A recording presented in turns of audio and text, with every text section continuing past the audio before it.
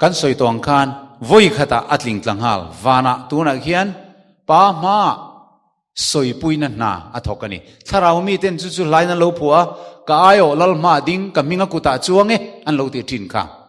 bari bo der kan lo lam pui thin kha achan le wang te kan lo thelawang ti lawma chuti chuan u nau tu kong min ro sak kong thar le nunga chuan puan zar chu chu taksa ti na ni kaltlangin isu ti sena wang chuan mun thiang lima khan lu kan huma wang le pathian chung te chunga pui thiam ro pui tak kan nei wangin kan tin lunga chial thar hian na thalo chu the fai sakomin kan taksa po tui fi ma bualomin rin na fam kim nen tin lung le tik tak zet puin in na yang u krista chu ku ta sak mun tiang lima tak an puya chuna lu si lo tuna pathian ma kan ai ding turin wana ngei alut ta zok alo ti ta he thili poi mo em em maya tuna isu krista wana lu khi enge poi mo na kan ti chuan kan lo pian thar to nu hian ring tu kan ni e kan lo ti to nu hian kan thafam kim thei tlat lo mai ni tinin sual na menon be tu khalo om zela thin ur na te po lo thleng zela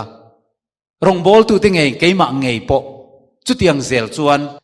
suala han tluk le pal thei te po nia uhi re na suala po la tluk le theya zirti na dik lo kong te po khalo la zo le theya thu khil tu thiam tak tak ten do ta min bum na kong te po kha zo ve le theya zumuna te po tluk lu le theya ngol te po kha va ve non le theya ni kan pian thar nu yan amai ro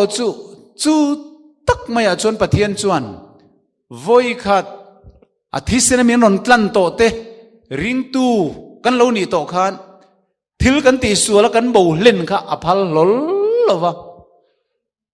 anen lam kan lo hoi le ngai dam kan dil ve le ngai dam kan lo ni le vat theina turin pa ma alo la ding char ani chu amen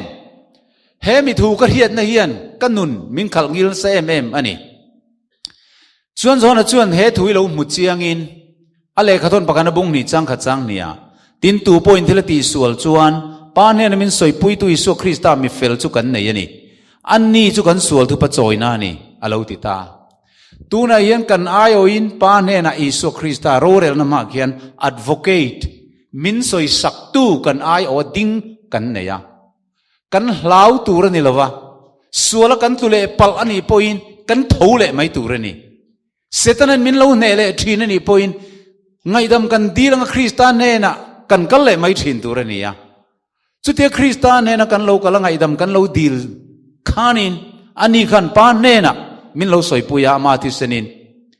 chumini wang chuan eng ti kong mai kan tan thiam lo chan a hla om to lo ti na ni i lo chiar tiang romu ne chang som thum palia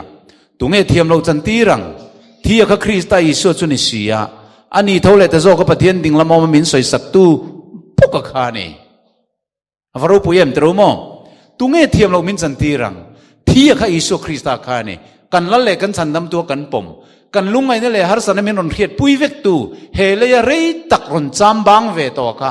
kan in chung khur din mun kan nu pakareng kim kan mi hring ni na har sana zong zong min khiat pui tu ra mi hring lo chang ve nge ya kha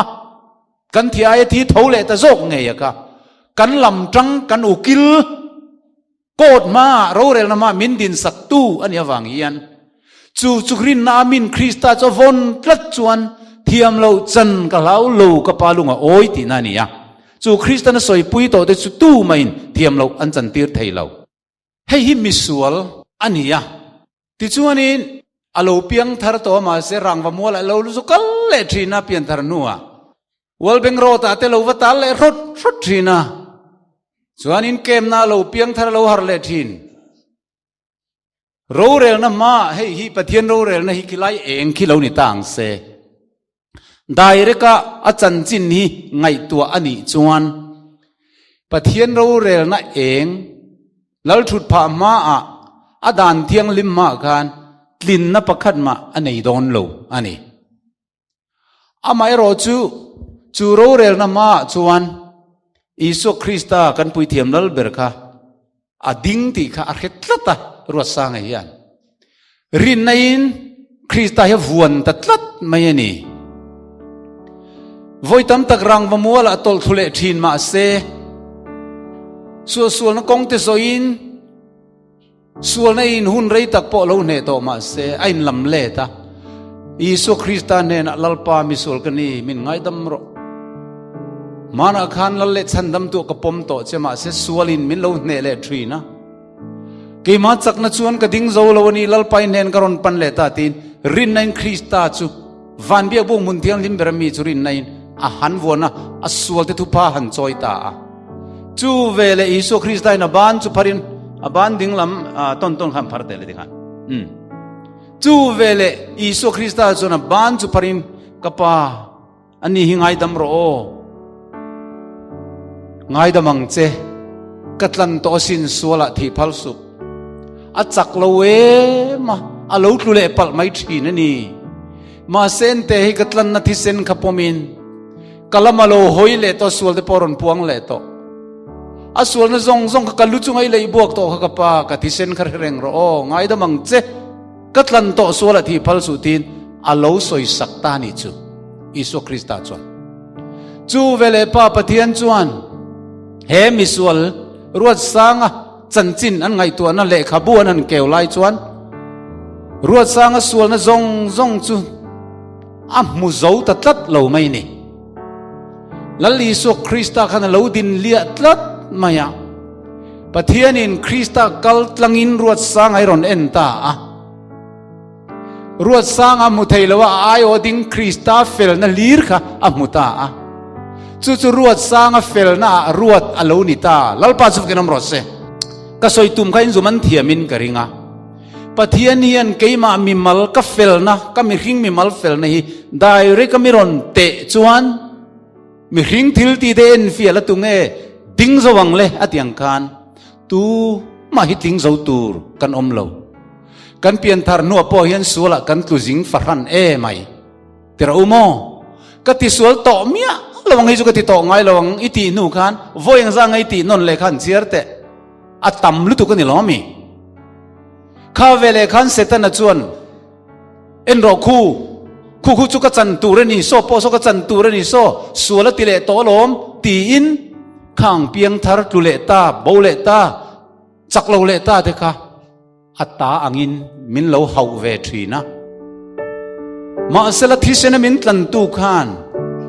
ke mania wanga ator na thisen kha athloni na farang ti alau lu du wang kan ama ne na local le du piang te lo ngai dam tur khan chun le zan dar kar som ni pali 24 hour hi itan le katan ro re na ma khen min din sakani hallelujah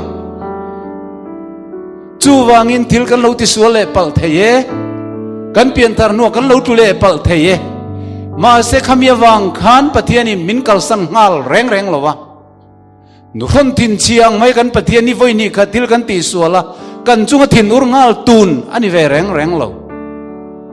mangai na le khongai na nen min thir towa kan tana nun na crossa ahlan to miawa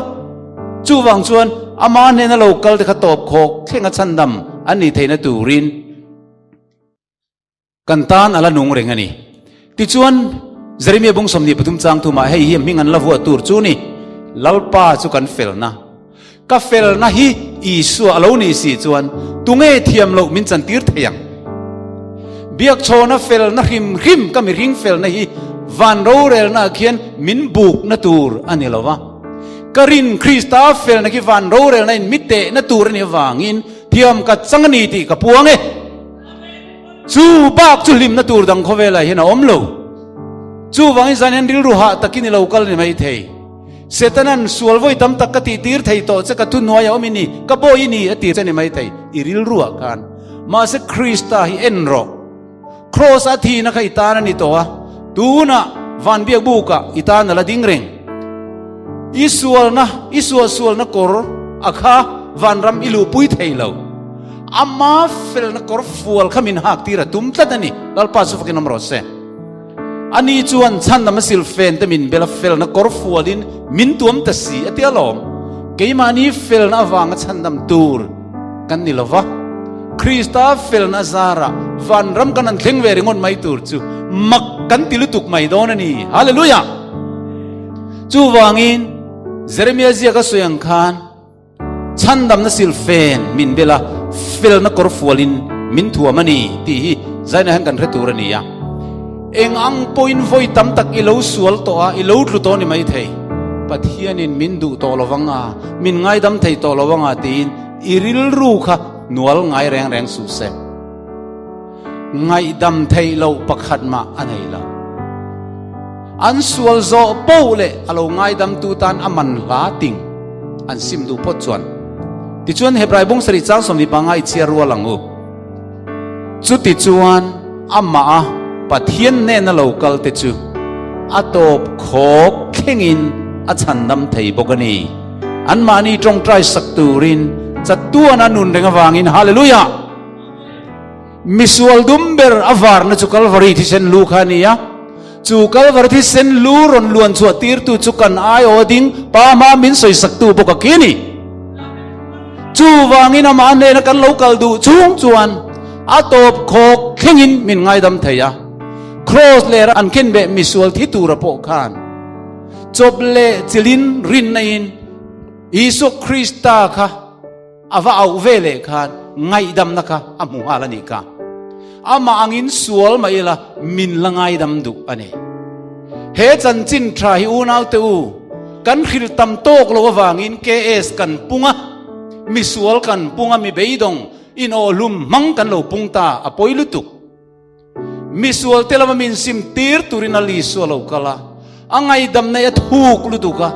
he cross mangai na hian min siam thar thei ni ti misual berne na kan tlangau pui turani kan zep tur an reng reng lo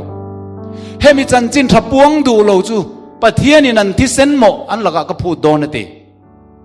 chu wangin o mangai na khowelen tu